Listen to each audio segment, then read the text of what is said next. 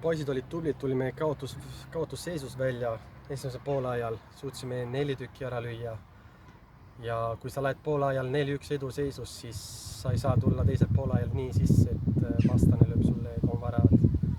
Üks punkt, mis ei anna meile mitte midagi, kahjuks.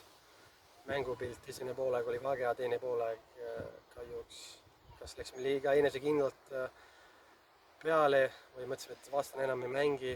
Ma hetkel ei oska öelda, aga kindlasti me ei saa kingida 45 minutit vastastele, sest pärast juhtubki see, et nad ise löövad meile tagasi. Tänane mäng näitab, et me ei ole veel, ütleme nii, piisavalt, kuidas öelda, katsunud meeskond.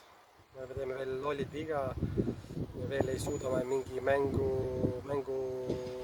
teatud momente hinnata ja sellepärast me kannatame, aga mis seal ikka, jätkame tööga, vahemal tulime kaotusseeriast välja, 2 liigamängu on jäänud ja siis on karikamäng enne väike paus, et siis anname sealt kõike enne puhkust.